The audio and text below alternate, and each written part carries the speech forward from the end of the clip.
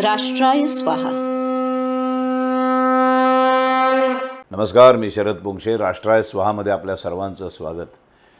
असत्यमेव जयते अभिजित जोगांच्या पुस्तकावरच्या मालिकेतील पुढचा भाग.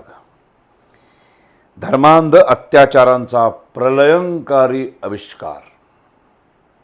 कळला पाहिजे ना आपल्यावर कशा पद्धतीने आक्रमण केलं आहे, आपली कशी अमानुष कत्तल. हे अमानुष बिमानुष सगळ्यांना हे शब्द पण फालतू आणि थुकरट वाटतील तुम्हाला.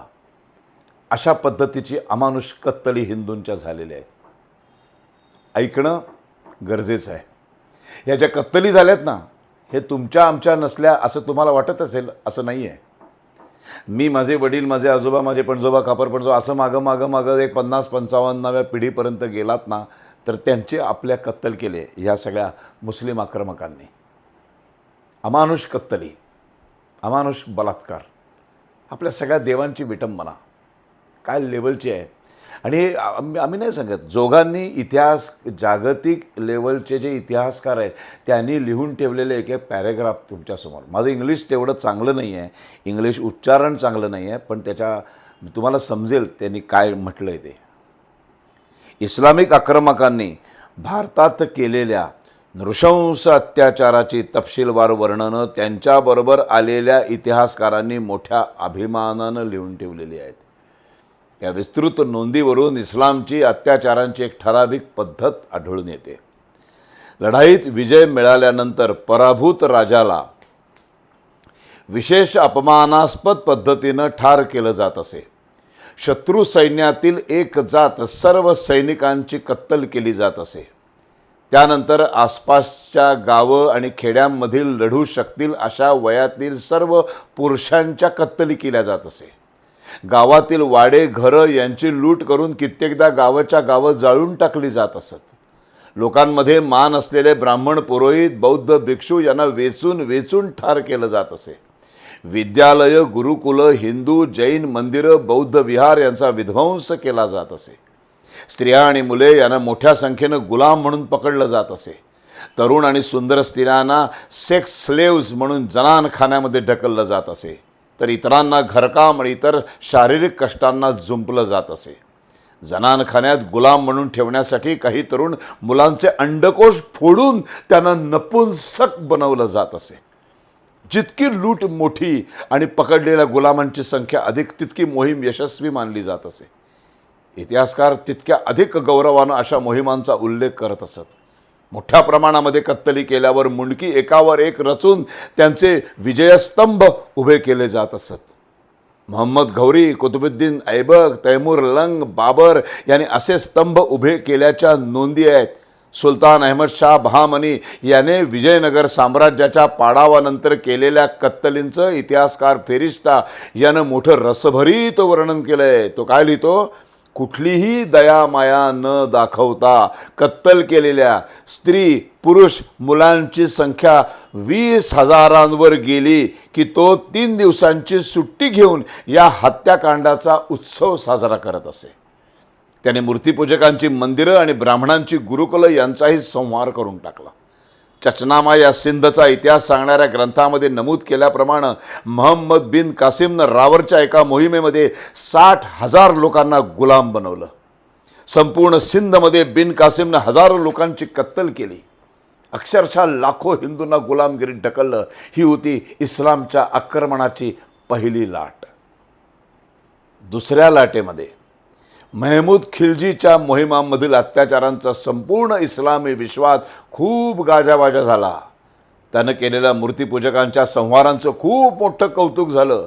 त्याच्या भीषण क्रौर्याचं अल उद्बिननं केलेले वर्णन वाचून त्याने हिंदूंवर काय प्रकारचे अत्याचार केले ह्याची थोडी कल्पना येईल. मी मगाशीच म्हटलं माझं इंग्लिश चांगलं नाही, पण मी वाचायचा प्रयत्न करतो.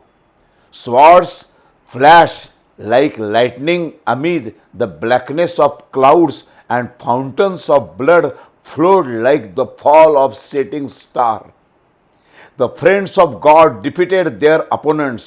The Muslims wreaked their vengeance on the infidel enemies of God, killing 15,000 of them, making them food of the beasts and birds of prey. God also bestowed upon the friends such an amount of booty as was beyond all bounds and calculations, including 500,000 slaves, beautiful men and women. ठाणेसरच्या मोहिमेबद्दल तो लिहितो, मूर्तिपूजकांच्या रक्तांचे पाठ इतके वाहिले की नदीचं पाणी पिण्यायोग्यच राहिलं नाही. इस्लामचा आणि मुसलमानांचा असाच सन्मान करणाऱ्या अल्लाचा विजय असो. इस्लामी आक्रमणाची तिसरी लाट महम्मद घौरीच्या मोहिमांबरोबर सुरू झाली. अजमेरच्या मोहिमेबद्दल हसन निजामी त्याच्या ताज उल मसीर या ग्रंथामध्ये लिहितो, 1,00,000 हिंदूंना नरकाच्या आगीत फेकून देण्यात आलं.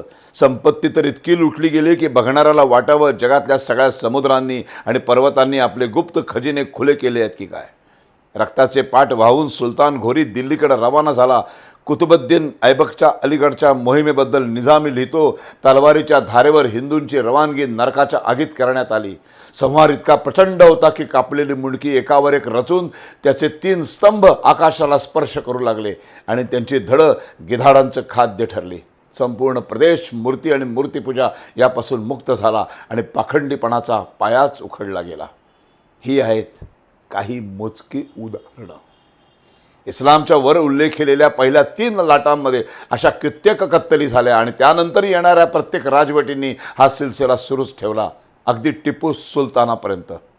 दक्षिणेतील बहामनी सुलतानांनी तर दरवर्षी 1,00,000 हिंदूंना ठार मारण्याचा शिरस्ता ठरवून टाकला. मुघल सम्राटांच्या तथाकथित औदार्याविषयी खूप बोललं जातं, पण प्रत्यक्षदर्शी साक्षीदार मात्र वेगळंच तथ्य समोर आणतात.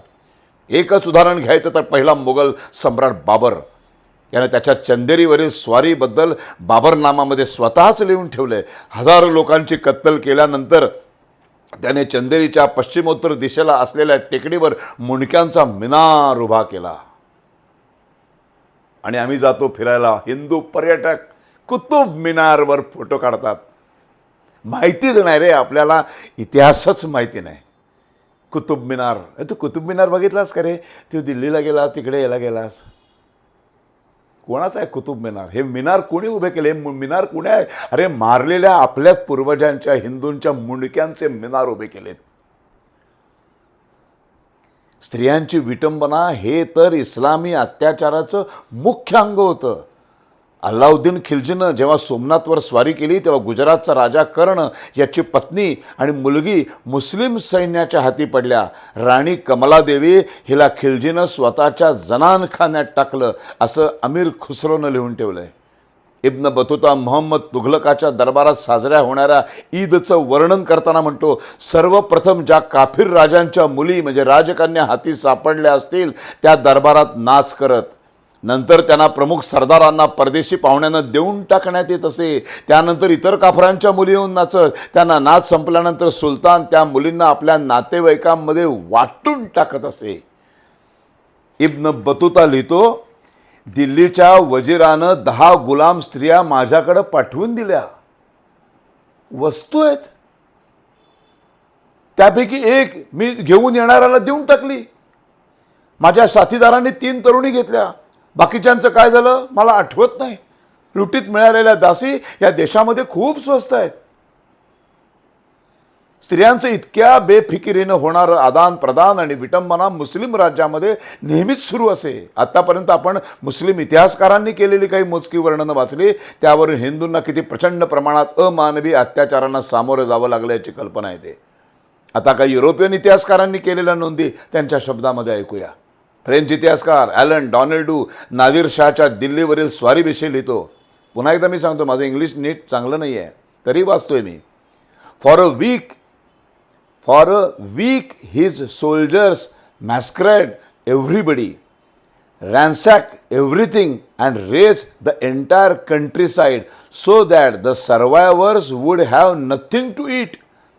He went back to Iran taking with him precious furniture, Kohinoor diamond, the famous peacock throne, and 150 million rupees worth gold. The plunder was so huge that he stopped taxation in Iran for 3 years. आम्हाला लुटून नेलेल्या संपत्तीतून. Francis Watson त्याच्या India a concise history या ग्रंथामध्ये लिहितो, their minds filled with venom against idol worshippers of Hindustan. Muslims destroy a large number of Hindu temples in their ancient cities of Varanasi and Mathura, Ujjain and Maheshwar, Jwalamukhi and Dwarka. Not one temple survived whole and intact from ancient time. American इतिहासकार will ड्युरंट लिहितो, the Islamic historians have recorded with utmost glee and pride of the slaughters of Hindus, forced conversion, abduction of women and children to slave markets, and the destruction of temples. Millions of Hindus were converted to Islam by the sword during this period. इतकं सगळं होऊन हत्याकांडामध्ये हिंदूंनी आपला जीव गमावला याचा अंदाज बांधणंच अवघड आहे. प्राध्यापक के एस लाल यांनी तसा प्रयत्न केला आहे. त्यांच्या म्हणण्यानुसार इसवी सन 1000 मध्ये भारताची लोकसंख्या सुमारे 20 कोटी इतकी होती. 1500 मध्ये तब्बल 500 वर्षानंतर ती वाढायच्या ऐवजी 15 कोटी इतकी कमी झाली. यावरून साधारण 8 कोटी हिंदूंची कत्तल या दरम्यान झाली. किती? इसवी सन 1000 ते 1500 म्हणजे 500 वर्षात किती माणसं कापली? 8 कोटी. 500 वर्षात 8 कोटी हिंदूंची कत्तल. आम्ही विसरून जातो सगळं. आम्हाला इतिहासाशी काय घेणं देणं नाही. माझी गाडी, माझा फ्लॅट, बास. नाही रे, आमच्या इथले ते मुसलमान खूप चांगले आहेत रे, आमच्याकडं ना ते 2 फारच छान. माझे तर कितीतरी मित्र आहेत, ते खूप चांगले. अरे कसल्या चांगल्या? मुसलमान फक्त मुसलमान असतो, हे लक्षात ठेवा.